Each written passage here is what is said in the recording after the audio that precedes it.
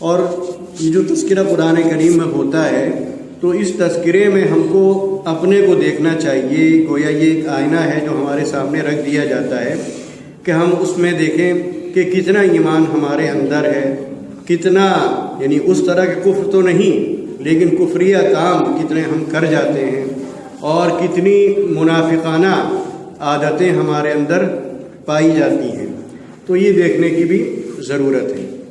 ان آیات میں اللہ تعالیٰ نے اپنی قدرت کے بارے میں بیان کیا اور اپنی بادشاہت کے بارے میں بیان کیا کہ اس کی بادشاہت کیسی ہے، کس طرح کی ہے، اور کن کن چیزوں پر ہے، کس طرح وہ حکومت چلا رہا ہے، کیسے وہ اس کا نظام جو ہے وہ چل رہا ہے، اور کس طرح ہر چیز اس کے حکم اور اس کی مرضی کے مطابق اپنا کام کر رہی ہے۔ اس میں بھی یہ دیکھنے کی ضرورت ہے کہ اللہ تعالیٰ نے بہت سی چیزیں پیدا کی اور بہت سی چیزیں اس نے بنائیں، اسی طرح ہم کو بھی اس نے پیدا کیا، ہم کو بھی بنایا، پہاڑ بھی اس نے بنائے، درخت بھی اس نے اگائے، اور دریا بھی اس نے بہائے۔ اور ان آیات میں اللہ تعالیٰ نے یہ فرمایا کہ دنیا میں جو کچھ ہے، یعنی جو کچھ اللہ نے پیدا کیا اور دنیا میں جو کچھ اللہ نے بنایا، وہ سب اللہ کی بندگی کر رہے ہیں، اللہ کی حمد و ثنا بیان کر رہے ہیں، اللہ کی بڑائی بیان کر رہے ہیں، اس کی تسبیح پڑھ رہے ہیں، اس کا نام لے رہے ہیں، اور گویا عبادت میں مشغول ہیں۔ اب اس کے مقابلے میں ایک ہم ہیں، فرشتے بھی عبادت میں مشغول، پہاڑ بھی عبادت میں مشغول، درخت بھی عبادت میں مشغول، دریا بھی عبادت میں مشغول، زمین بھی عبادت میں مشغول، آسمان بھی عبادت میں مشغول۔ اب ان کی عبادت ہم کو نظر نہیں آتی، ہماری سمجھ میں ان کی بندگی یا ان کا ذکر ہماری سمجھ میں نہیں آتا، یہ قصور ہمارا ہے۔ یہ جو بات کہی جاتی ہے کہ ہر چیز عبادت میں مشغول ہے، تو عبادت میں مشغول ہونا اگر سجدہ ہوتا، رکوع ہوتا، قیام ہوتا، سلام پھیرنا ہوتا، قرآن کریم کی تلاوت ہوتا، زکوٰۃ دینا ہوتا، حج کرنا ہوتا، روزہ رکھنا ہوتا، تو ہم کہہ سکتے تھے کہ یہ آیت عجیب ہے۔ ایک طرف آیت کہہ رہی ہے کہ ہر چیز عبادت کر رہی ہے، لیکن پہاڑ کو تو ہم کبھی نہیں دیکھتے رکوع کر رہا ہو، کبھی نہیں دیکھتے سجدہ کر رہا ہو، حج پر بھی نہیں جاتا، پہاڑ روزہ بھی نہیں رکھتا۔ اسی طرح ہم دریا کو دیکھتے ہیں، اسی طرح ہم زمین کو دیکھتے ہیں، اسی طرح ہم درختوں کو دیکھتے ہیں، اسی طرح ہم آسمانوں کو دیکھتے ہیں، کبھی نہیں دیکھتے کہ آسمان سجدہ کر رہا ہو یا زمین قیام یعنی کھڑی ہو رہی ہو، نہیں دیکھتے، تو پھر کیسی عبادت ہے؟ تو ان آیات سے عبادت کو سمجھنا آسان ہو جاتا ہے۔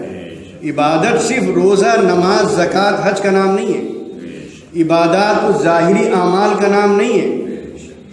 عبادت کہتے ہیں اس عمل کو جو اللہ کے کہنے پر کیا جائے اور اللہ کے بتائے ہوئے طریقے کے مطابق کیا جائے۔ آپ دیکھیں گے عورت کو نماز پڑھتے ہوئے، عورت نیت اوپر باندھتی ہے، ہم نیت نیچے باندھتے ہیں۔ بیٹھنے کا طریقہ نماز میں عورت کا الگ ہے، مرد کا طریقہ نماز میں بیٹھنے کا الگ ہے۔ اب اگر مرد عورت کی طرح نماز پڑھے گا تو اس کی نماز ایک طرح سے غلط کہی جائے گی، عورت مرد کی طرح نماز پڑھے گی تو اس کی نماز کیا ہوگی؟ غلط کہی جائے گی۔ کیوں؟ اگر نماز عبادت ہے تو دونوں کی نماز صحیح ہونی چاہیے تھی۔ عورت کے لیے اللہ تعالیٰ نے حضور پاک صلی اللہ علیہ وسلم کے ذریعے سے جو طریقہ نماز کا بتایا، بس وہی طریقہ اس کے لیے مناسب۔ ہمارے لیے جو طریقہ بتایا، ہمارے لیے وہی طریقہ مناسب۔ طریقے میں گڑبڑ جب ہونے لگے گا، ہم ان کے طریقے پر چلیں گے، وہ ہمارے طریقے پر چلیں گے تو معاملہ بگڑ جائے گا۔ تو مطلب یہ نکلا کہ اصل ہے اللہ کی مرضی اور اس کا بتایا ہوا طریقہ، بس وہی بندگی ہے اور وہی عبادت ہے۔ اس سے ہٹ کر جب کام کیا جائے گا تو وہ پھر عبادت نہیں رہے گی۔ نماز کے اوقات ہیں اور نماز کی رکعتیں ہیں، ان میں تھوڑی بھی آپ تبدیلی کر لیں، گھٹا دیں یا بڑھا دیں تو نماز آپ کی غلط ہو جائے گی، قبول نہیں کی جائے گی۔ تو اگر نماز عبادت ہوتی تو بے وقت بھی اس کو عبادت ہونا چاہیے تھا، لیکن بے وقت عبادت نہیں ہے۔ بعض اوقات ایسا بھی ہے کہ نماز اس میں نہیں پڑھی جاتی ہے۔ پھر اگر جیسے سجدہ ایک عبادت ہے، لیکن آپ نماز میں ایک سجدہ بھی زائد کر لیں گے تو نماز آپ کی غلط ہو جائے گی۔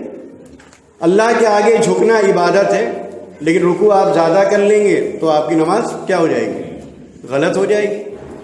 سورہ فاتحہ پہلے پڑھی جاتی ہے، سورہ بعد میں پڑھی جاتی ہے، ترتیب آپ اس کی بدل دیں گے، نماز آپ کی خراب ہو جائے گی۔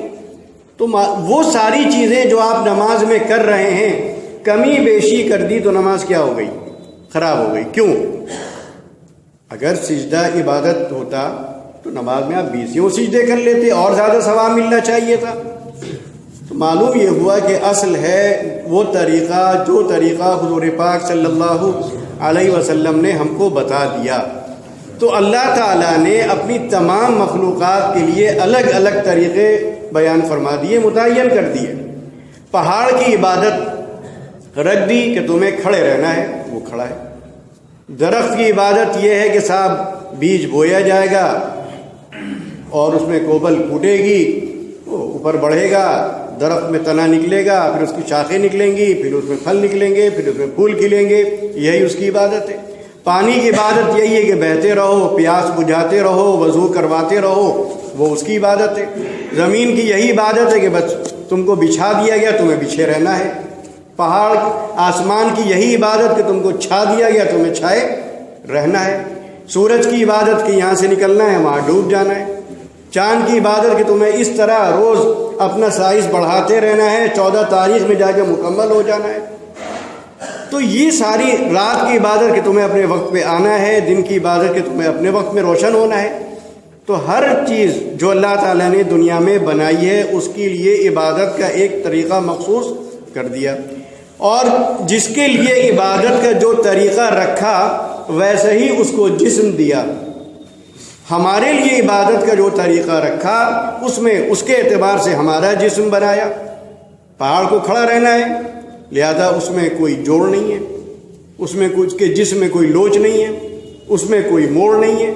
ہمارے جسم میں اللہ تعالیٰ نے جھکنے کی بھی صلاحیت رکھی ہے، زمین پر ماتھا ٹیکنے کی بھی صلاحیت رکھتی ہے، کونیوں میں کونیاں اس طرح بنا کر نیت باندھنے کی بھی صلاحیت رکھتی ہے، سلام پھیرنے میں گردن گھمانے کی بھی صلاحیت رکھی ہے، کانوں تک ہاتھ لے جانے اور اٹھانے کی بھی صلاحیت رکھی ہے، دیر تک کھڑے رہنے کی بھی صلاحیت رکھی ہے۔ پھر اس طرح پاؤں موڑ کر اور ایک پاؤں اٹھا کر دوسرا پاؤں لٹا کر بیٹھنے کی بھی صلاحیت رکھی ہے، کیونکہ ہم کو نماز پڑھنا تھا، ہم کو سفر کر کے حج کرنے کے لیے جانا تھا۔ بھوک برداشت کرنے کی بھی طاقت رکھی ہے، کیونکہ ہم کو روزہ بھی رکھنا تھا۔ ہم کو اپنا بدن بھی چھپانا تھا تو کپڑے پہننے کی بھی صلاحیت رکھی ہے کہ ہم آستین میں ہاتھ کو اپنے ڈال سکتے ہیں، پیجامے میں اپنا پاؤں ہم گھسیڑ سکتے ہیں۔ ورنہ اگر ہمارے اندر جسم ایسا نہ ہوتا تو کیا ہم کپڑے پہن سکتے تھے، پاجامہ باندھ سکتے تھے، کرتا پہن سکتے تھے، پاجامہ پہن سکتے تھے؟ قطعی نہیں پہن سکتے تھے۔ تو یہ آیات ہمیں یہ بھی بتاتی ہیں کہ اللہ تعالیٰ نے ہم سے جو کام لینا چاہا ہم اور جو اس کا طریقہ بتا دیا، بس اسی کے مطابق ہم کو وہ کام کرنا ہے، اس میں ہم کو اپنی مرضی شامل نہیں کرنا ہے۔ اور حضور پاک صلی اللہ علیہ وسلم نے اس طریقے پر عمل کر کے بھی ہم کو ایک نمونہ دکھا دیا کہ بھئی اس طرح تمہیں کرنا ہے۔